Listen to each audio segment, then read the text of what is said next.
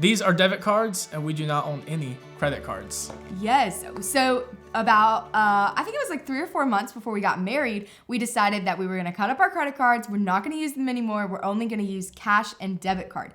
So that was a decision that we made together and that we wanted to do moving forward. So keep watching this video and we're going to share exactly why. There are multiple different, theories that go around about debit and credit cards. And just by seeing the title of this video, you can be like, these people listen to Dave Ramsey. And completely, we're absolute fans of his stuff, and we don't just blindly follow his teachings, but honestly, we follow him because we have seen success, and we just follow what their company does. It's a Christian-based company, and he's worth $200 million, and we aren't. So it's like we want to learn from someone who is smarter than us. Mm-hmm. And one of the the first things I learned about whenever I started listening to Dave Ramsey was the power of cash.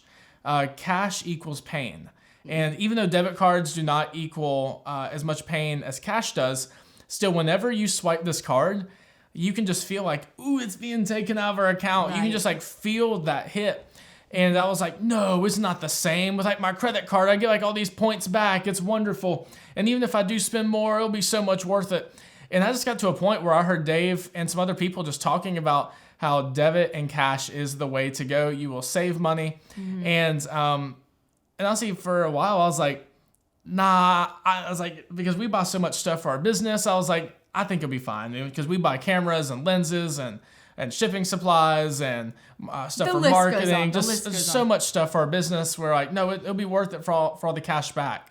And I believed that for so long until I finally hit a point where I believe, honestly, God was telling me that being debt-free is the best plan for our family. Mm-hmm. And honestly, just for anyone, being debt-free is the best plan. And at least a personal conviction that I had is that revolving credit is not an exception. And for those of you who don't know, revolving credit is basically a credit that is only due for 30 days. Because pretend this was a credit card, you swipe it, the money doesn't come out of your account that day. It will be billed to, let's say, Bank of America or whoever your credit card provider is. And then about 30 days later, you'll get a nice, pretty statement in the mail saying you owe X amount of dollars. And most people don't see a problem with that. I guess the one issue that I have with that is that for those 30 days, I'm in debt. I'm in debt to whoever the credit card issuer is, whether that's American Express or Bank of America. Those are basically the two I used to have. And I hated that feeling of being in debt, but I was like, it's worth it for the reward points, the airline miles, all this stuff.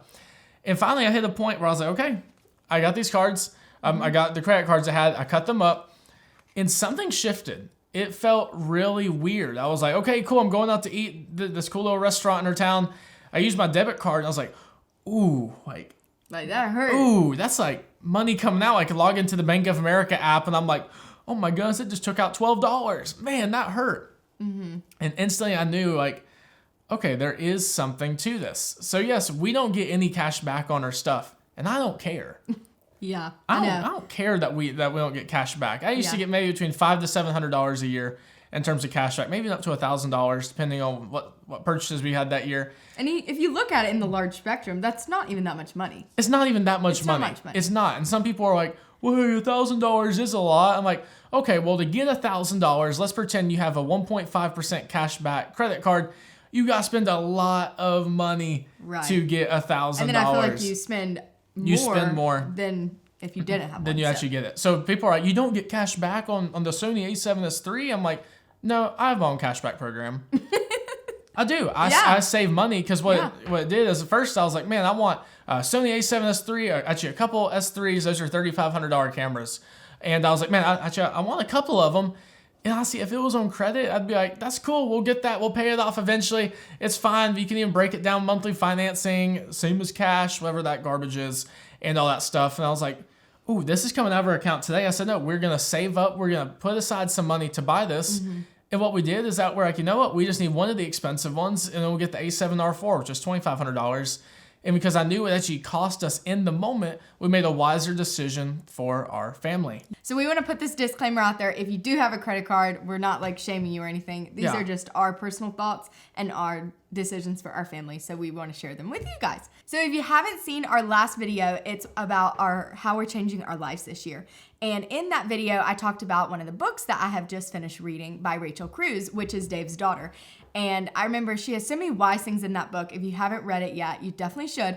I was a saver or am I a spender? So I kind of had to ponder that because sometimes when I go to the grocery store, I can be like, we need all of this and this and this. But then I'm like, okay, wait, do we really need this? Or is this like a want? Like, do I want this chocolate milk or like, do we need this?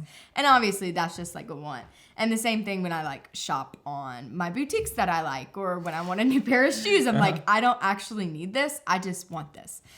Which is okay. Yeah, so I would wants. say that I'm like a 50-50 saver spender. So it was just talking about how you should acknowledge whether you're a saver or spender, because it is good to hold your spouse accountable for if they're wanting to spend a little bit too much, or if you're like, oh, I want to like spoil you with this like shirt that I got you. So are you a saver or a spender? I would have to say I can be both. Man, I tell you, I can be pretty tight if I need to. And like whenever we go to the grocery store, I don't just look at the price. I actually look at like how much it costs like per pound, and I like hold them up and I like look and see, and like or like toilet paper, like how many cents like per sheet. Oh yeah, I'm serious. Like I'll actually look and see, because I want to be a good steward of the finances that God's allowed us to manage. But at the same time, I can spend some money, and whether it's on us or whether it's being generous with someone else. And definitely. Yeah, I can humbly say, like, if we're gonna bless someone, we usually go pretty big and give them people. We're not just gonna toss $5 in the bucket. I mean, we really love to bless people. So I think that's a good balance between the two of us. But at the same time, like, if there's like a shirt I want, or if there's like a piece of equipment, like the stuff I mentioned before, man, that's like $7,000 just in cameras. And like, so definitely we could spend, but it's not like buying a big toy. It's like, but I do my research. I want to be a good steward. Okay, this will be a good move for our business. We'll get a good return on investment on this. So I feel like I can be both a saver and a spender at the same time. I love that. I think it's a good balance. Yeah. If we were both savers or both spenders. Oh my goodness, that'd be awful. That would be a disaster. Yeah. But We'd either be super boring or we'd be super broke. One of the two. I think we'd be boring. Probably. And let me just share a story that I honestly today really helped while we had debit versus credit. We went to one of our favorite stores. We were returning some stuff, and then we were actually purchasing some stuff. And before we checked out, I was like, hey, Hannah, here's an idea. How about we can step aside? We'll like total up the like negatives for everything we're returning. We're probably getting so many weird looks. Oh yeah, and then we'll actually total up the positives of everything that we're buying to make sure it's a wise financial purchase for us. And like obviously like, we could afford it, or else we wouldn't have even went into the store. Right. But I wanted to know like, okay, like will this be a good move for us? And honestly, I totaled it up, and I was like, okay, just to let you know, like we're about to feel X amount of dollars of like quote pain, because it's about to come right out of our account. We did some simple math in our head. This will be before. This is gonna be after. It comes out, we're like, okay, we'll do it. But see, if it was just on credit, let's just be honest, I wouldn't have done something like that. And you wouldn't have either. Or especially if it was some of this same as cash, or if it was like monthly payments or Affirm or Afterpay, any of that stuff. We'd be like, oh yeah, that's totally fine. And, oh, look at that. We'll see it at the end of the month. Look at that. They have something else. I'll add that on last minute. Yeah. But I'm not trying to make shopping like painful for you all the time, but it's like a healthy type of pain where it makes us sit back and think like, is this a wise purchase for us? And we actually sat back and we had to really agree, okay, this is something we're fine doing.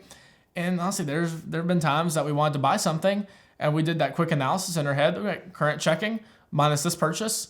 And even if it wasn't gonna like ring us out per se, it just wouldn't have felt wise. Sometimes we're like, no, it's just not gonna do that. Also, another great point I heard by a guy on Dave Ramsey's team. His name is Dr. John Deloney, a great man of God. And what he was saying, that another reason that I see he doesn't use credit cards is because when, of course, the whole cashback thing is great whenever you get all the money, but you have to look and see, okay, where does that money come from? Let's just think about it for a second. The bank is not going to lose. Bank of America is not going to lose and just hand over money. That's true. And honestly, that is so like ignorant. If people think that I'm just gonna like play the system and look at that they're just gonna pay me and I'm never gonna lose. Like, I'm not smart enough for that. I mean, these people, they spend more money on trying to learn and mimic our behaviors than like we'll ever have in our lifetime. I mean, they will spend millions and millions and millions of dollars studying and trying to find ways to get us to spend more money with their card. So going back to what he said, okay, where does the money come from? The money comes from the single mom who's at the gas pump. She doesn't have enough money in her checking account. So she goes through her wallet. Okay, I have this credit card. This has a balance. This has 300 available credit. This one has 1,000 available credit. Okay, I'll use this one. And the single mom who's at the gas pump, she'll find the credit card that works. She'll put it into the gas pump and she'll leave. And if she has trouble paying her bill, and then the bank is going to beat the crap out of her for not paying it with whatever interest rate they are. They're going to beat them up. 17%, 20%. One of ours used to be 29%. And I can humbly say we've never had a late credit card payment. I have not paid interest to the bank before. There was actually one time where it was like a weird due date thing was off, and I called them, and of course they were, here, we'll make that up. Oh, aren't they so sweet? But like, seriously, like, if you don't have the money and you can't pay it, they don't care about you, like, at all. You're just a number and you're a person, and then they will charge that single mom interest on her gas. And if they charge her 17% interest on that, it makes her life more difficult. And they'll be like, oh, cool. Hey, look at this. We'll actually take some of that money. And guess what, Emmaus and Hannah? Even though you paid your bill, we're going to go ahead and give you 1% cash back. That's sweet. We'll take that money. We'll go on a vacation. What is that, like $1? $1. And we'll be on our vacation. Hey, how'd we get this money? From the single mom at the gas pump who couldn't pay her bill that month.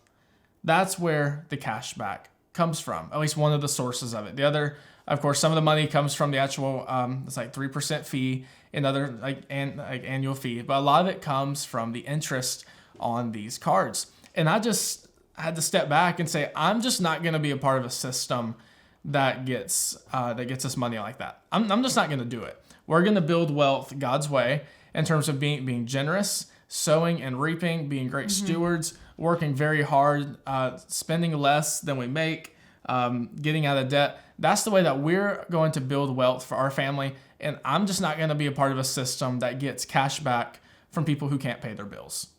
And that's not to put down single moms or put down people who can't pay their credit card bill, because there is a way to help get out of it. We'll go ahead and link Dave Ramsey's financial piece down in the description below. It's a wonderful way to help. I'm honestly grateful that we never had credit card debt. And we always paid it in full every month. So there is a way out. I'm not trying to put down anyone who does use credit cards, or even if you listen to this and you disagree, that's fine. Like, we're still friends. It's okay. But this is just a video to say why we chose to not be part of a system that takes advantage of people. And we don't like that. Yeah. And we're going to build wealth God's way. Yep. That's basically. Yeah. And you can be a Christian and have a credit card. Of course. I'm not saying it's a lack of integrity if you don't. And also, you may view that whole illustration of the person at the gas pump, you may think that's just so dramatic. And that's fine. But that was something that was convicting to us. And that we're just not going to be a part of. Yes. So if you enjoyed this video, make sure to check out our other videos that we have made and follow us on Instagram. Mine is Hannah Vanderbilt, and what's yours? Emmaus Vanderbilt. Yeah, look at there. We hope you guys enjoyed it, and we'll see you in our next one. See you next time. Bye, guys.